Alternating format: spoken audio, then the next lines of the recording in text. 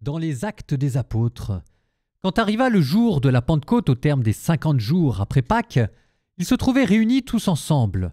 Soudain, un bruit survint du ciel comme un violent coup de vent. La maison où ils étaient assis en fut remplie tout entière. Alors leur apparurent des langues qu'on aurait dites de feu qui se partageaient, et il s'en posa une sur chacun d'eux. Tous furent remplis d'Esprit Saint, et ils se mirent à parler en d'autres langues, et chacun s'exprimait selon le don de l'Esprit.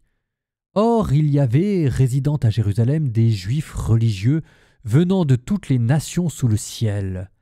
Lorsque ceux-ci entendirent la voix qui retentissait, ils se rassemblèrent en foule. Ils étaient en pleine confusion parce que chacun d'eux entendait dans ses propres dialectes ceux qui parlaient. Dans la stupéfaction et l'émerveillement, ils disaient « Ces gens qui parlent, ne sont-ils pas tous galiléens? Comment se fait-il que chacun de nous les entende dans son propre dialecte, sa langue maternelle?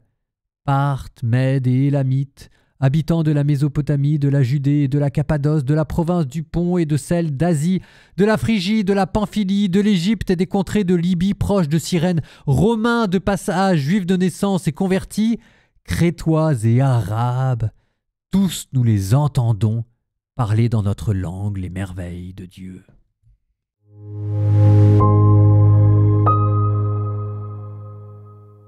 C'est la Pentecôte, les enfants. Ah, la Pentecôte, le don de la loi, le don de l'Esprit, l'amour de Dieu qui est répandu dans nos cœurs, l'accomplissement de l'Évangile, le dépassement de la loi morale par la religion intérieure, la docilité dans l'Esprit Saint, la vie en Dieu, la communion à la perfection, le feu de la ferveur, la paix de Dieu. Oh, tout vous est donné. En fait, c'est très simple.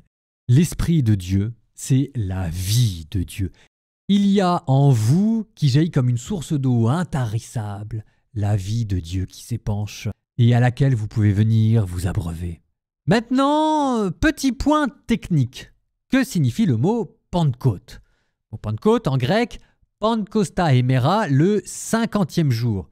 Et nous, on pense tout de suite au 50e jour après Pâques. Ce qui est vrai, mais ce qui est faux aussi. C'est vrai que ça s'est passé le 50e jour après Pâques, mais il y a une raison pour laquelle ça s'est passé 50 jours après Pâques. C'est pas simplement le goût des chiffres parfaits, ça aurait pu arriver, moi je sais pas quoi, le 41e jour, ou même le 49e, ou même peut-être, pourquoi pas, le 12e jour, j'en sais rien, ou le 40e jour, pourquoi le 50e jour? Il y a une raison à cela. Ça va nous faire comprendre un peu plus ce qu'est la Pentecôte. C'est arrivé le 50e jour parce que la Pentecôte, dans le calendrier liturgique de l'époque, la place était déjà prise. Parfaitement, il y avait déjà une fête. Et la fête qui s'appelait précisément la fête de la Pentecôte, la fête du 50e jour qui était une fête juive qu'on appelle Shavuot et qui arrivait 50 jours après Pâques, après la Pâques juive. C'est intéressant parce que Shavuot, la Pentecôte juive, elle a une histoire. C'est le don de la loi. C'est Moïse qui reçoit au mont Sinaï le décalogue. Et là, vous avez une nouvelle loi qui est donnée, l'Esprit Saint, avec un nouveau Moïse, Jésus, et un nouveau temple. On n'est pas en haut du mont Sinaï, mais on est en haut de la montagne de Sion à Jérusalem. Alors vous allez me dire, ça c'est le plaisir de faire des parallèles. Pas tout à fait, pas tout à fait. Pas tout à fait, parce qu'il y a une grande différence qui vous explique le passage de l'un à l'autre et ce que vous êtes censé vivre. Lors du mont Sinaï, quand Moïse a reçu la loi, il y avait eu ce qu'on appelle une théophanie. Dieu qui s'était révélé dans toute sa grandeur, dans toute sa magnificence, avec des coups de tonnerre, avec une nuée lumineuse qui n'avait rien à envier à nos langues de feu de notre Pentecôte chrétienne.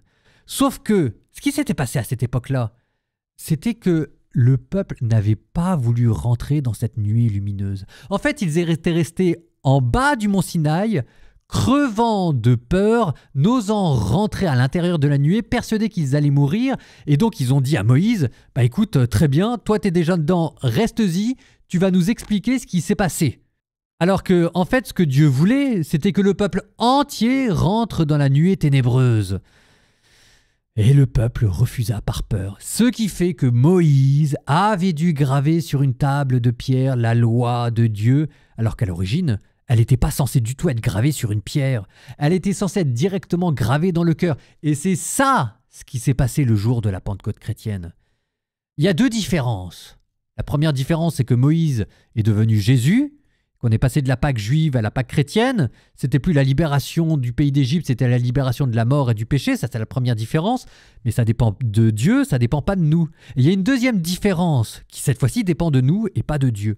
Cette deuxième différence, c'est que la Pentecôte, c'est bien beau de la célébrer, mais il y a un moment donné, les enfants, va falloir rentrer à l'intérieur, va falloir y croire, va falloir vivre du don de la loi, du don de l'Esprit Saint. Il va falloir tenter de parler en d'autres langues. Les miracles, il va falloir y croire. Les charismes, il va falloir les vivre. Les dons de l'Esprit Saint, il va falloir les cultiver.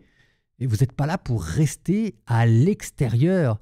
Et ça demande de notre part de franchir un pas, de croire que Dieu existe, de tenter sa chance alors qu'on ne se sent peut-être pas appelé à ça ou on se dit qu'on n'est peut-être pas des mystiques, mais vous l'avez reçu, l'Esprit Saint. Donc, en vous aussi, l'Esprit de Dieu peut opérer des merveilles. Simplement, il faut laisser sa chance au produit. Il faut laisser à Dieu la possibilité de faire des merveilles. Il faut commencer à parler pour que Dieu ensuite, une fois que vous avez la bouche ouverte, y mette ses propres paroles. Il faut commencer par étendre la main et implorer les miracles et déjà remercier pour les miracles pour que Dieu les accomplisse. Ça, c'est la manière de célébrer la Pentecôte. Non pas en rendant grâce pour un événement qui s'est passé il y a 2000 ans, mais en faisant de cette Pentecôte qui s'est passée il y a 2000 ans, votre Pentecôte. Donc, les enfants, allez-y! Je compte sur vous.